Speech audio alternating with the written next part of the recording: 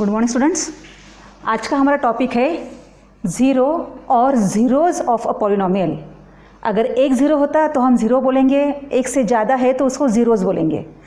अभी ये कंसिडर कीजिए, ये पॉलिनोमियल है 2x - 6। आप जानते हैं पॉलिनोमियल को हम इस तरह से लिख सकते हैं, सिर्फ p ही ले सकते हैं, ऐसे कुछ नहीं। आप q ऑफ x भी लिख सकते हैं, r ऑफ x भी लिख सकते हैं। तो ये है polynomial and we want to find zero of that polynomial. अब ये ज़ीरो क्या होता है?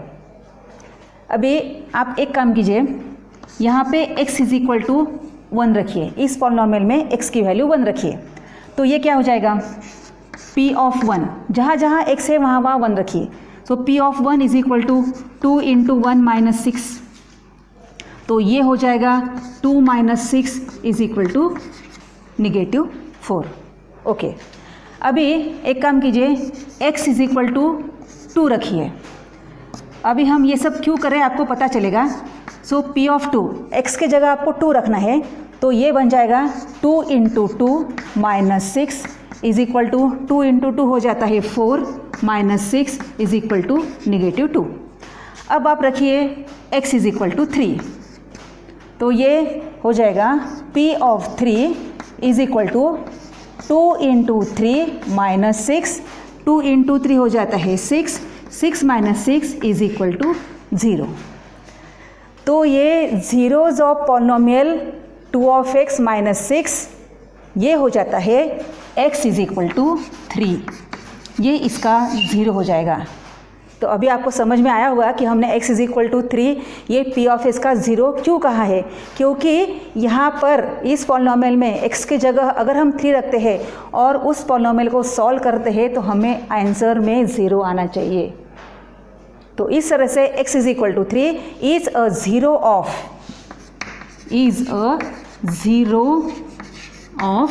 p of x।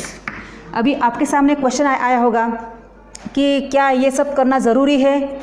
यस, ज़रूरी है, क्योंकि आपको थोड़ी तुरंत पता है कि x की जगह क्या रखेंगे कि ये वैल्यू ज़ीरो आएगी।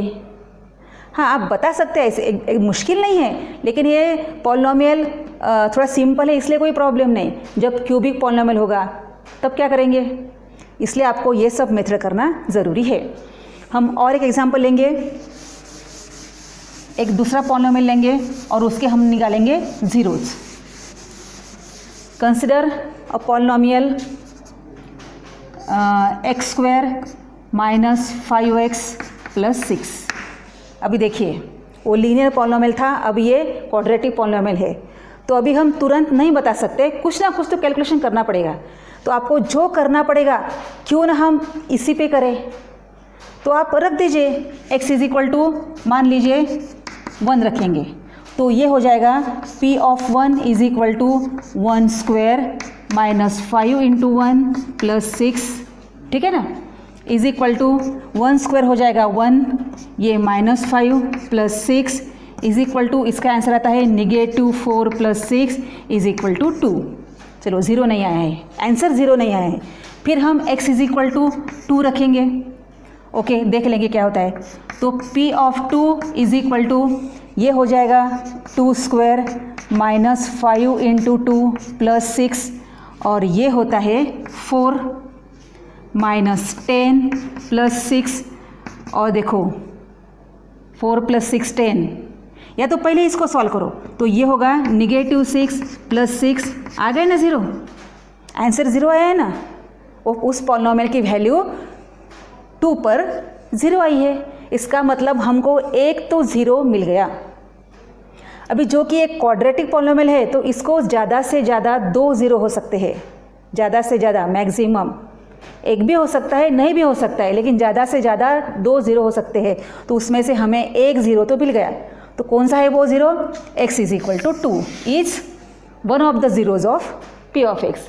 अभी दूसरा निकालने के लिए फिर से हमको x = 3 रखो इसमें, तो ये हो जाएगा p ऑफ 3 = 3² - 5 × 3 + 6, तो ये बन जाएगा 3² मीन्स 9 माइनस ये हो जाएगा 15 + 6, फिर से ये होगा -6 + 6 = 0।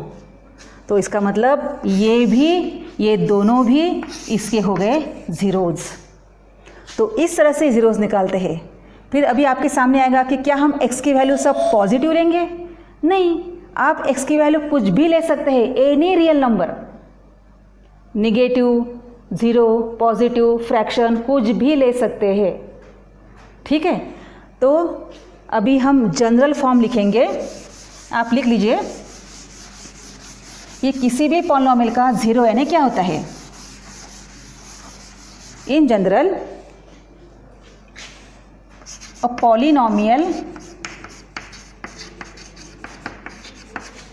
p of x,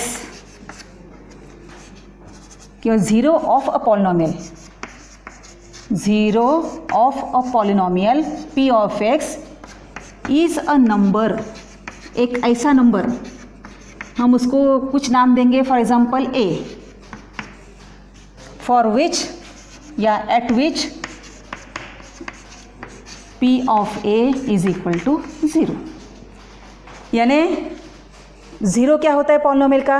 एक ऐसा नंबर जो x के जगह रखने के बाद उस पॉलिनोमियल की वैल्यू ज़ीरो आती है। So a zero of polynomial p of x is a number a। आपके टेक्स्ट बुक में यहाँ पे c यूज़ किया है, तो ठीक है, हम भी c यूज़ करेंगे।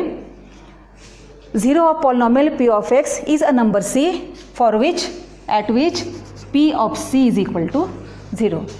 तो ये डेफिनेशन आप लिख लीजिए। ठीक है, अभी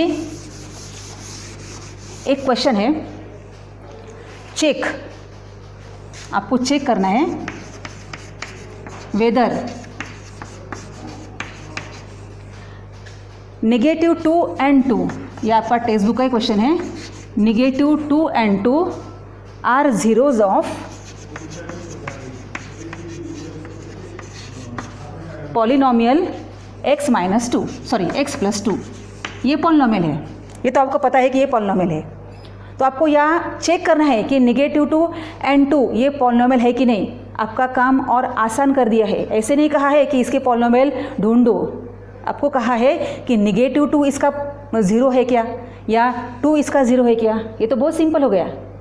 तो इस पॉलिनोमियल को हम लिखेंगे p of x is equal to x plus 2। हमेशा जो पॉलिनोमियल दिया है उसको इस फॉर्म में लिखना है। जैसे कि मैंने पहले बताया था, आप यहाँ पे q of x भी ले सकते हैं, r of x भी ले सकते हैं, लेकिन यहाँ जनरली कैपिटल लेटर यूज़ करना। और यहाँ x क्यों यूज़ किया? क्योंकि ये फंक्शन ऑफ x है, यहाँ पे x यूज़ किया है, इसलिए हमने यहाँ पे x लिया। अगर यहाँ पे ऐसे होता y, तो हम भी यहाँ पे y लेते हैं, फ़र्क कोई नहीं, कुछ नहीं है। ओके, तो यहाँ पे है p of x is equal to x plus 2। फिर आगे क्या करेंगे? तो सबसे पहले पॉलिनोमियल को इस फॉर्म में लिख देना। अभी हमको चेक करना है, सबसे पहले हम चेक करेंगे क्या नेगेटिव 2 इसका ज़ीरो है, तो हमें x is equal to negative 2 यहाँ रखना पड़ेगा, बाद में चेक करना पड़ेगा। तो p of negative 2 is equal to x की वैल्यू नेगेटिव 2 प्लस 2, और ये आती है ज़ीरो। नेगेटिव 2 प्लस 2 ज़ीरो, इसका मतलब नेगेटिव 2 ये ज़ीरो है। अभी 2 के बारे में देखेंगे, तो x इज इक्वल टू 2 रखना पड़ेगा। So p of 2 is equal to, इसमें 2 रखेंगे, 2 प्लस 2 इज इक्वल टू 4।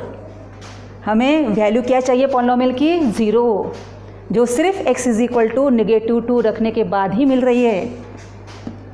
और यहाँ पे लेकिन x इज इक्वल टू 2 रखने के बाद वैल्यू नॉन ज़ीरो मिल रही है, इसका मतलब 2 ये ज़ीरो नहीं है। तो आपको नीचे लिखना पड़ेगा, and therefore negative 2 is a zero of given polynomial. कौन सा पॉलिनोमियल है? x plus 2। And 4 is, sorry 4 नहीं, positive 2 is not a zero of x plus 2। आई बात समझ में? ओके।